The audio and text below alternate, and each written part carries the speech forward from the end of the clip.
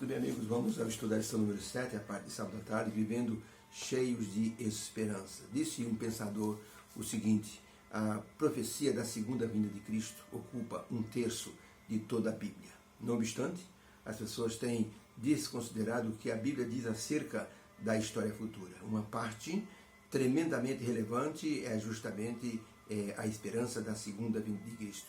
Isso tem sido deixado de lado. Não podemos deixar essa esperança ser assim abandonada, porque é a esperança maior de todo aquele que lê a palavra de Deus e entende que o grande conflito ele tem um início, um meio e um fim. O versório da semana está no livro de Isaías 25, verso 9. E naquele dia se dirá: este é o Deus, esse é o nosso Deus. Nós aguardávamos e ele nos salvará. Este é o Senhor, a quem nós estávamos esperando. Na sua salvação nós nos alegraremos e exultaremos. Perceba que é uma expressão do profeta Isaías que 700 anos antes de Cristo nascer, ele já estava falando da segunda vinda de Cristo. Um novo começo com esperança. Podemos olhar para a palavra de Deus e com esperança nós podemos dizer que existe um novo momento a ser desfrutado por aqueles que amam o Senhor nosso Deus. Uma mensagem para ser válida tem que alcançar o seu destino. Uma moça escreveu uma mensagem e mandou pelo correio para um rapaz na Inglaterra. Sabe quantos anos demorou para chegar na mão desse moço? 157 anos. A carta se perdeu, ficou embaixo das tábuas e de malotes do correio. E quando foram reformar o correio, descobriram aquela carta que ali estava. E então disseram: de quem é essa carta? Descobriram a carta. Foram atrás do destinatário. O moço já havia morrido. Os familiares abriram a carta. Aquela carta era a resposta que uma moça estava dando para um rapaz apaixonado. Esse moço havia ido até a Nova Inglaterra e havia conhecido essa moça.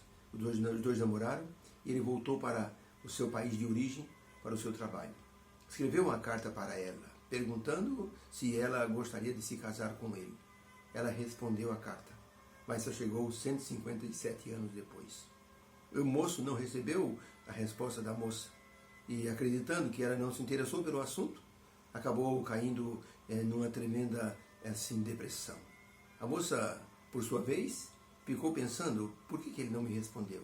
Se eu respondi, por que ele não vem para que nós possamos nos casar?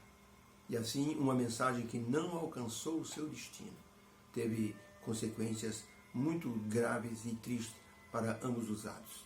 Por isso, a mensagem do Advento tem que alcançar o seu destino.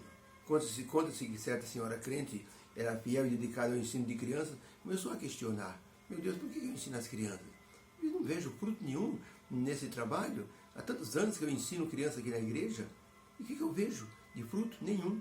E ela orou a Deus dizendo: Senhor, por favor, me mostra se o trabalho que eu estou fazendo teve algum fruto ou está tendo fruto. Sem que ela soubesse, uma carta chegou na semana seguinte e ela recebeu a carta. Quando abriu a carta, ela ficou impressionada. Era um ex-aluno seu da escola primária. Ele dizia assim: digam à minha professora que eu morri crente em Jesus e com a esperança da manhã da ressurreição na sua segunda vinda.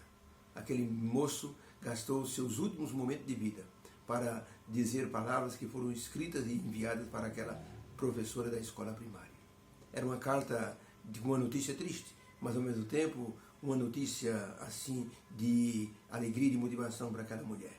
Ela disse: louvado seja Deus, meu trabalho realmente tem frutos, vale a pena fazer o que eu estou fazendo.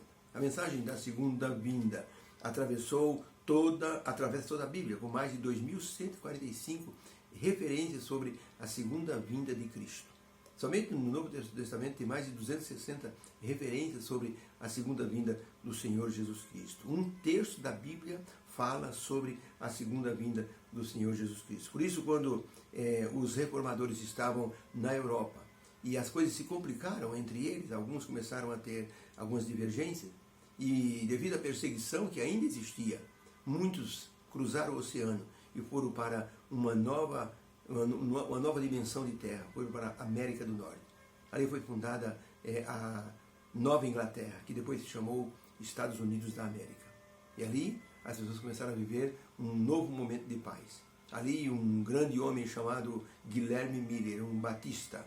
Ele descobriu na palavra de Deus, lendo o livro de Daniel, que o Senhor Jesus voltaria ainda em sua geração.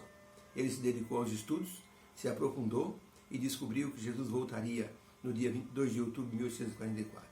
Jesus não voltou esse dia. Foi chamado de o dia do desapontamento. Mas o que ficou não foi perdido, porque uma revisão dos estudos de Miller mostrou justamente uma nova esperança. Jesus estaria no santuário celestial e ele se prepararia para voltar no tempo que Deus assim determinasse. Por isso, a lição dessa semana vai focalizar a vida das pessoas cheia de esperança. O grande teólogo francês Frédéric Godet, ele disse as seguintes palavras com sabedoria: os evangelhos foram assim concebidos principalmente para lançar os fundamentos da fé. As epístolas e as cartas foram inspiradas e escritas para inflamar o nosso amor por Cristo e a sua igreja. E o Apocalipse foi escrito para nos alimentar de esperança na segunda vinda de Cristo e na nova terra. Vamos então mergulhar essa semana nesse estudo. Que Deus possa ser honrado através da nossa crença na segunda vinda do Senhor Jesus Cristo. Motivados pela esperança. Que haja uma bênção em cada coração. Tenha um bom término de sábado na presença de Deus e um bom início de semana com a presença do Espírito Santo guiando a nossa vida. Deus abençoe a todos.